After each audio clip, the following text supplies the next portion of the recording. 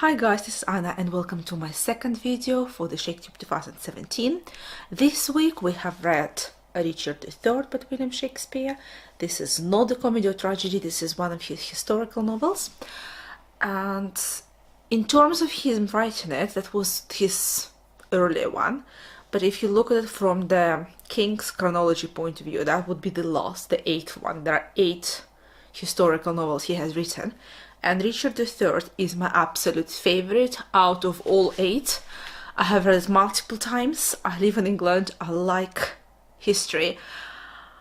And you cannot grow up in this country not knowing who Richard III is. Particularly if you lived in this country in the last 5 years, when the remains, the lost bones of Richard III were finally unearthed under the car park in Leicester. And now being reburied as of 2 years ago. He's been all over the news. So I have read Richard III several times. This is my absolute favorite out of all the histories. And it's masterfully written. The language is rich and really fulfilling. But this is not probably why this book is so well known. It's so well known because it really portrays Richard III as this horrible, horrible king who was just pure evil. There was nothing good about him. Not only that, but you have this medieval thing of him being disfigured, because in the 13th, 14th, 15th century, people really thought that if you had a mole on your face or you had a physical disability, that was a sign of a devil. And Richard III, as he's portrayed by Shakespeare, he's portrayed as having a hunchback and being really disfigured. It's not really historically accurate. He wasn't that disabled. He had scoliosis, quite a bad one, and his skeleton shows that. But it was not as bad. I mean, you could see that he had a bit of a problem with his shoulders, but he could still go on a horse. In fact, he was the last Plantagenet king in England. With him, we have the end of the War of Roses, the Lancastrians versus the York. He was from the House of York. He was the last York king, he was the last Plantagenet king, and he was the last king of England to die on the battlefield. He was killed by who would become the new Tudor king, the founder of the Tudor dynasty, Henry VII, on the battlefield. And his body has been very heavily abused once he was killed. And he was buried, and then his burial site got lost, or his grave got robbed, and we lost all the remains of him, and now we finally found them in 2012, and lots of scientific tests have been done to show that's really his remains, and now he's finally been put to rest. And you can go to Leicester Cathedral and you can look at his new tomb if you want to see that. This book is read at school. In England, there's no escaping reading this at school, because this is one of those works of fiction which really help to change and to channel public opinion. Most of what people think and feel about Richard III comes from this play. So as a reader, you are very heavily manipulated, because Richard III is portrayed as this dark, cunning, Machiavellian person who really just wants to have power and money. There's nothing else guiding him, so he's extremely prideful and he just wants to be the king.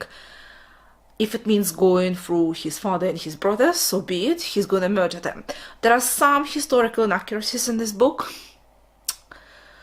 but the main thing is, for years and years, for centuries after this play started to come out, obviously it was written in the 1590s, and it was written for the Tudor court, and Tudors were the winners in this whole War of Roses. They emerged as a new house. It was aimed to please. This is the work of propaganda. This is one of the most successful propagandas ever written in the history of fiction. Because despite being fiction, people take it as gospel. They take it as true historical novel, as a non-fiction. And for centuries, people thought that Richard III was just horrible.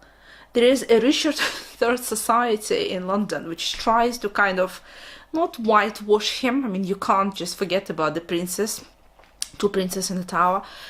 That has happened. But you have to realize that he was fighting actively fighting from the age of 11. Yeah, at the age of 11, he was already the real Richard III. He was in command, he was in charge of troops, and he was actively involved in the War of the Roses. So he grew up in a very desperate time, and that was normal to kill your brethren, to just go and kill your father in order to establish himself as a king. He was a product of that time, so you can't just say that he was this one unique creature who was remarkably horrible and everyone else was wonderful. It's not the case. I mean, Henry VII, he's probably the most remarkable example out of this whole story, because he was the only child born to his mother while his father was already killed. So she was a young widow. She was 14, she gave birth to him. Horrible labor, so she could never have any more children. Chances are that your child will die being young. He survived, and then he became a very successful warlord and managed to defeat Richard III, who was very, very experienced. I love this. I think this is beautifully written. I think the language is rich. It's very accessible. A lot of the words, such as hunchback, we have in our vocabulary because of William Shakespeare, even though in the first folio edition he didn't use the word hunchback, he used something slightly different. I have read the transcript of the first folio once, but the edition I have is the New Penguin edition. And I also have really, really useful guide. One of my guides is Shakespeare's History Plays. This is by Cambridge University Press. So if you're doing Shakespeare, if you're doing English literature in Cambridge University, this is sort of a companion piece. And it goes through all of the original editions of Richard III and how the vocabulary has advanced since. I would highly recommend that you do read this. If you struggle with the actual writing, then possibly look at the audiobook. I have seen Richard III twice on stage. Benedict Cumberbatch's performance was really, really good. He played Richard III. However, my ultimate Richard III is the old performance, which I have not seen. And I believe if you go on Audible and you look through all of the different audio versions available for Richard III, there's one with Kenneth Branagh when he plays Richard III, and he's my ultimate Richard III.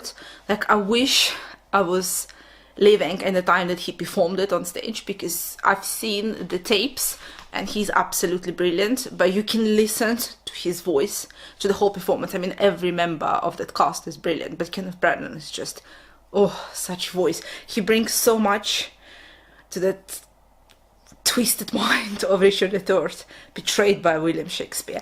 So yes, I absolutely recommend it. You will not regret reading this.